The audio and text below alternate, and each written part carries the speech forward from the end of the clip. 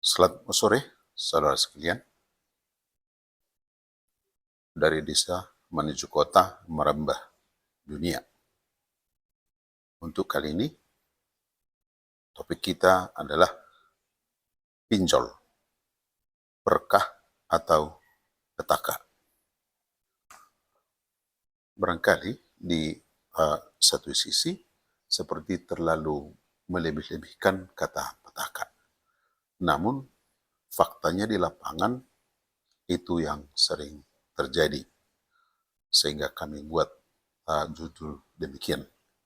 Ya, pinjaman online belakangan ini memang begitu marak, begitu masif terjadi.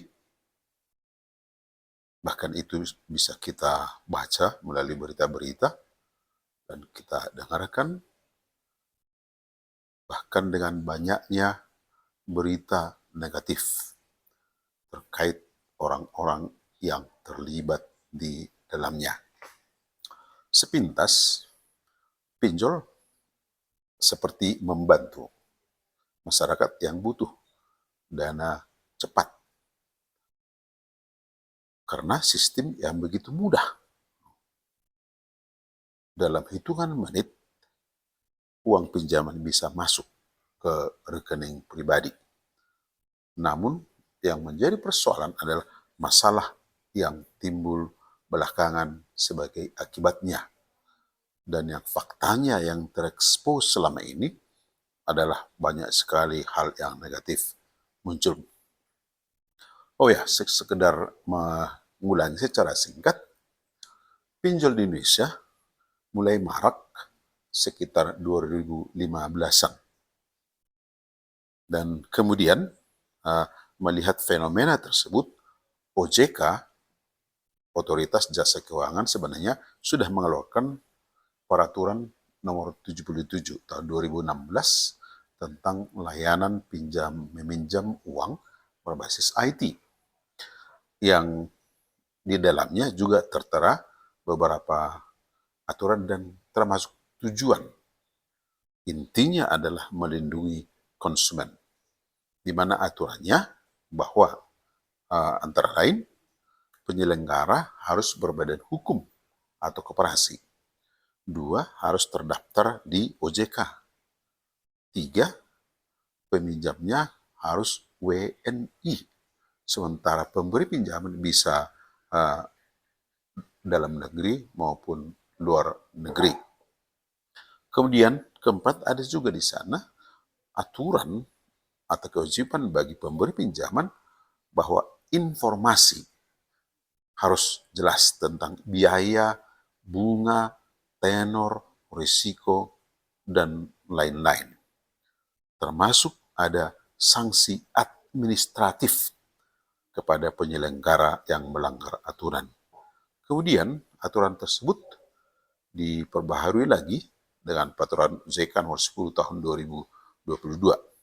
Nah, di awal-awal ketika peraturan itu dibuat, belum ada pengaturan khusus terkait bunga pinjaman, termasuk denda, sehingga seperti semua dibebaskan dalam kendali pasar. Dan apa yang terjadi? Ada sebuah contoh bahwa seseorang meminjam uang 3 juta rupiah, ternyata setelah beberapa bulan dia harus membayar puluhan juta rupiah. Itu hanya salah satu contoh. Karena bunga tidak terkendali. Lalu tahun 2018 ditetapkanlah bahwa bunga harian tertinggi adalah 0,8%. Ya, 0,8. Tapi bunga harian. Coba hitungkan. Kalau itu bulanan, maka akan ada 24% dalam 1 bulan. Sangat tinggi. Dan bahkan mencekik. Lalu setelah itu muncul lagi aturan di tahun 2021 bahwa bunga harian menjadi 0,3%. Bahkan Dimunculkan lagi Undang-Undang Nomor 4 tahun 2023, juga sekaligus Surat Edaran OJK Nomor 19 tahun 2023. Dibuat lagi pengaturan-pengaturan baru. Tentu tujuannya adalah untuk melindungi konsumen dengan bunga harian 0,1 sampai 0,3 dengan denda harian 0,2%.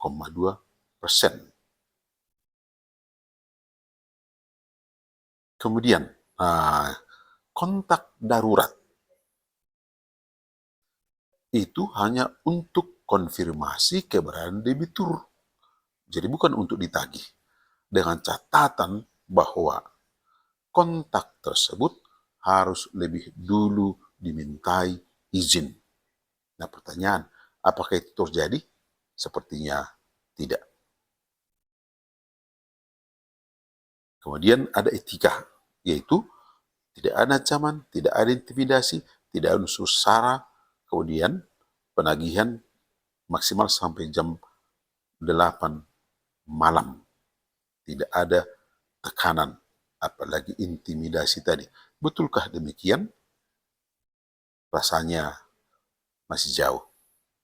Baru-baru ini ada seorang bercerita, dia ingin meminjam dari suatu aplikasi, lalu mengisi sebagian.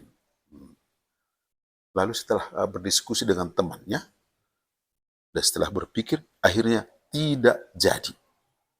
Tidak jadi diselesaikannya isian tersebut. Berarti belum ada hubungan pinjam-meminjam, belum ada hutang piutang.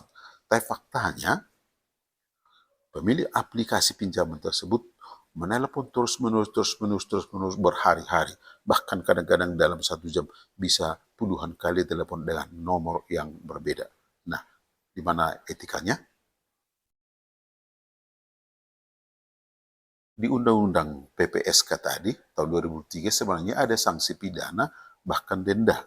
Pidana bisa 2-10 tahun, denda bisa 25-250 miliar. Pertanyaan sekarang, apakah itu pernah diterapkan?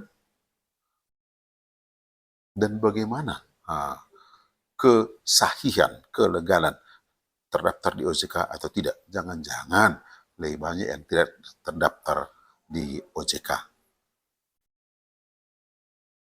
Nah, dalam penelusuran di Google sampai tahun 2025 ada 96 pinjol yang terdaftar di OJK. Namun, sebaliknya sampai Maret 2024 ada sekitar 3.600 pinjol ilegal yang ditindak. Maka bisa begitu. Berarti setiap saat pinjol bisa muncul. Ditindak pagi, sore bisa muncul. Nah, mengapa bisa begitu?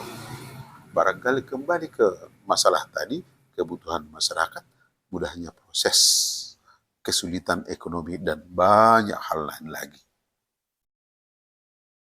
Saudara-saudara, tentu kita anggota masyarakat mengharapkan agar pemerintah betul-betul menerapkan peraturan yang tegas yang sudah dibuat tersebut.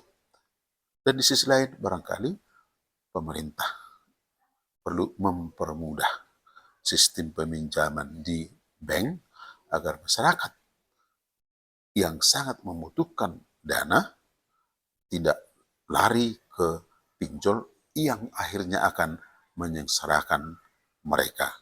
Semoga masyarakat juga semakin teredukasi, semakin belajar tentang risiko pinjol. Karena ada dalam hal tertentu mereka kurang jujur, bunga hanya 0,5. Kadang-kadang terpotong kata harian.